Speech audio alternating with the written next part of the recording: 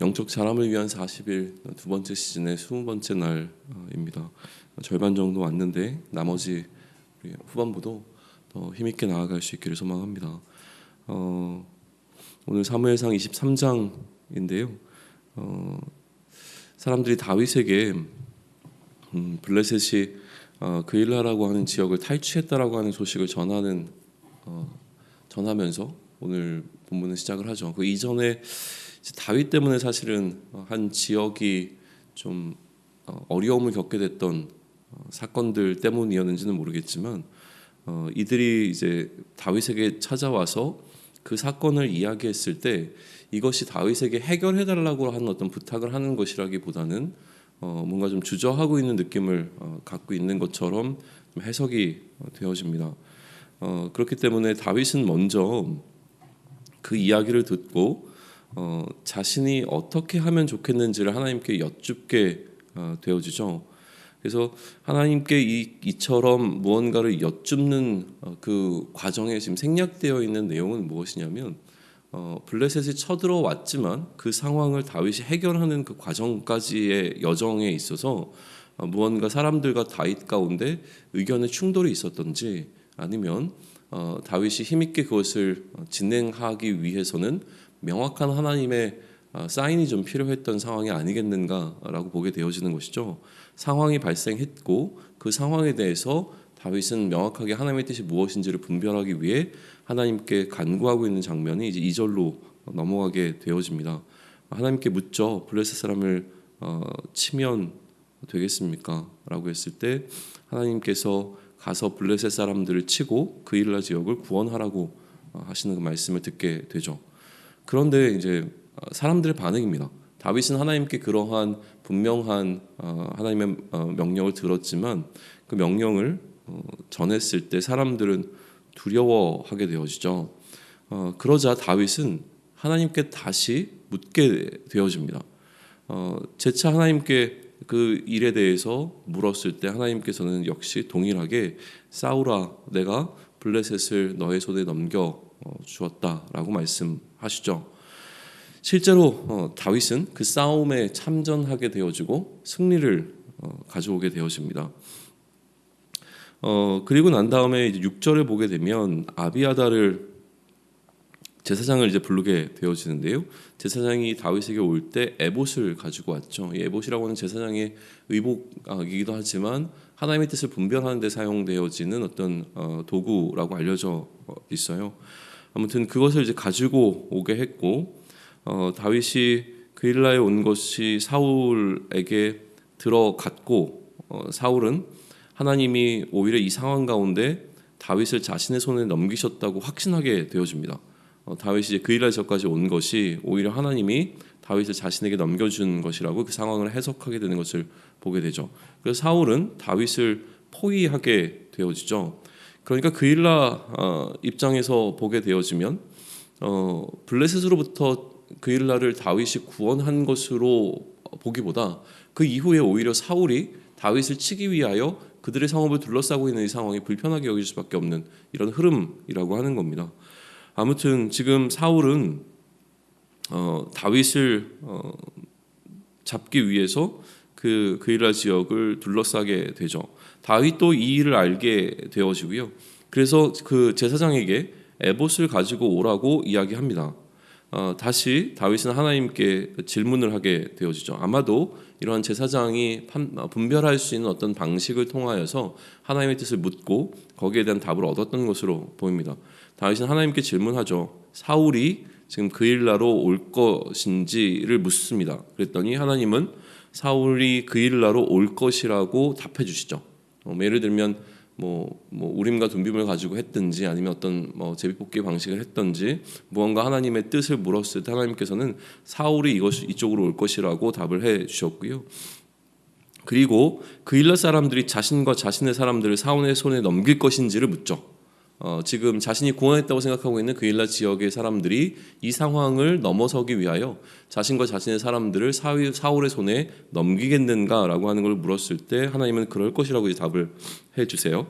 그러다 보니까 그일라 사람들을 믿을 수 없었겠죠. 함께할 수 없었기에 한 600여 명 되는 다윗의 공동체는 그 일날로부터 피하게 되어집니다. 그런데 그 일날로부터 이제 다윗 공동체가 떠났다라고 하는 사실 역시 사울에게 전해지게 되고 계속 다윗은 사울을 피해서 이동하고 또 사울은 다윗을 쫓기 위해서 또 마찬가지로 계속 따라가게 되어지는데 하나님께서는 다윗을 사울의 손에 넘기지 않았다라고 하는 이제 표현을 통하여서 다윗이 사울로부터 도망쳐 다녔다는 사실을 14절은 기록을 하고 있습니다.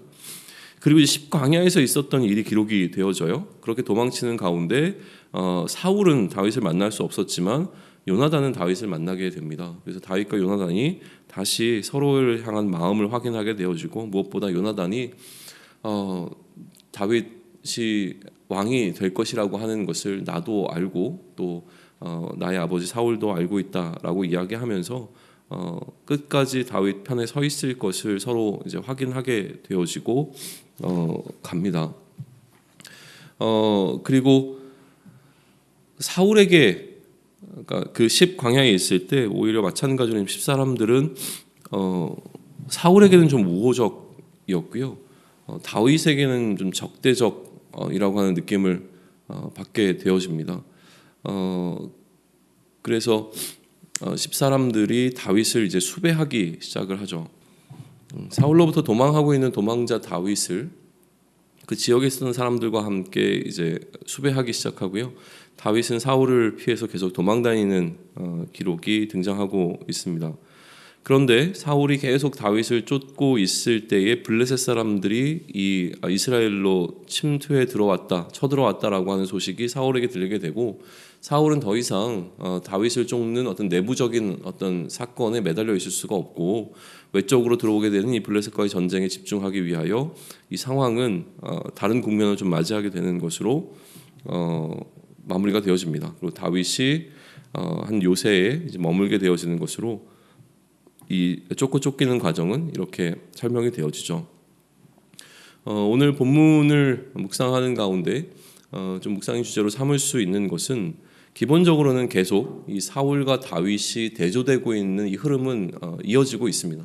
그러다 보니 하나님의 버림받은 왕과 하나님의 선택받은 새로운 왕이라고 하는 관점에서 두 사람 가운데 하나님이 어떻게 해서 일하고 계시는가라고 하는 것과 두 사람 가운데 하나님께서는 어떠한 왕의 인정함 가운데 이스라엘의 다스림이 나타나고 있는가라고 하는 것을 좀 살펴보시는 것은 뭐 기본적으로 계속 하셔야 될 묵상의 흐름이라고 생각을 하고요.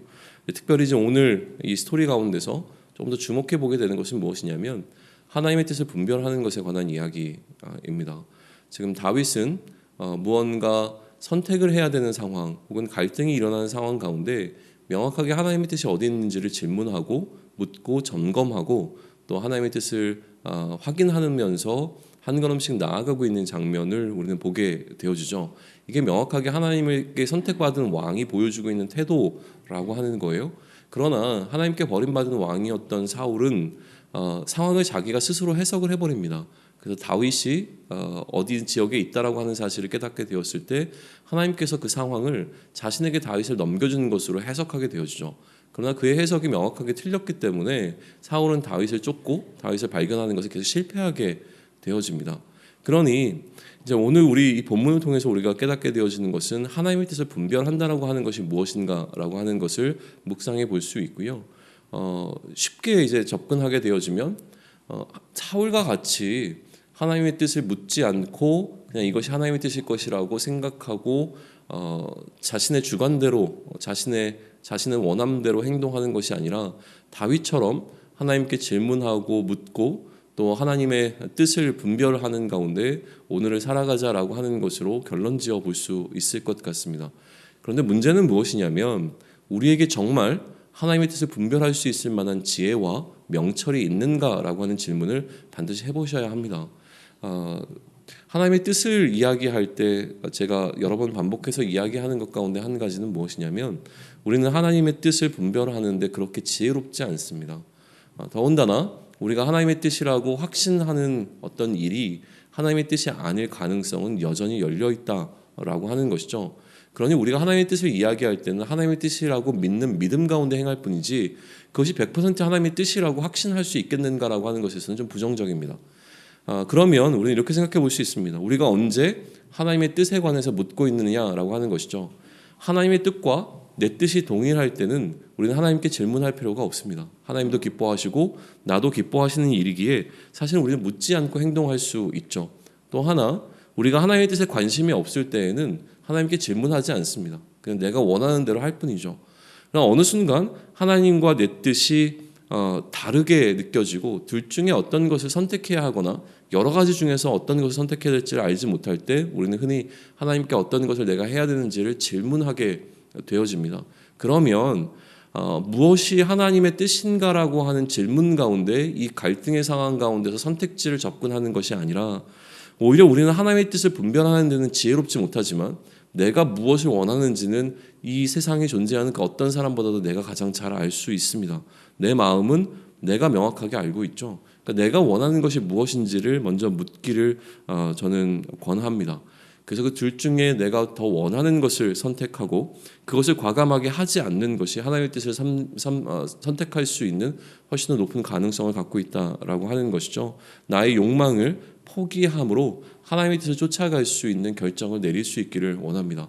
하나님이 원하시는 것을 계속 질문하면서 하나님이 원하신다라고 하는 것을 통하여 나의 욕망을 하나님의 뜻으로 둔갑시켜 버리게 되어지는 오류를 범하지 않기를 소망하고요.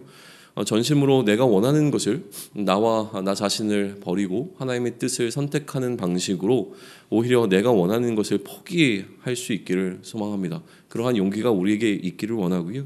그것을 통하여서 오늘의 우리 삶 가운데 하나님께서 원하시는 삶에 조금 더 가깝게 다가갈 수 있으면 좋겠습니다.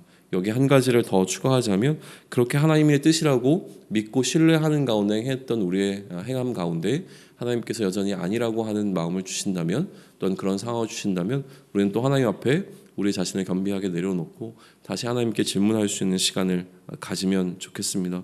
우리의 삶이 그리스도 안에 놓여 있을 때에 조금 더 확신 있게 행동할 수 있는 자유가 우리에게 주어졌습니다. 그리스도 안에서 우리는 담대함으로 행하고 그 안에서 행여라도 우리 연약함 때문에 실수하더라도 그것까지도 들어 사용하시는 하나님을 신뢰함으로 오늘도 하나님의 뜻 안에 머무르는 저와 여러분이 되기를 소망합니다. 아멘.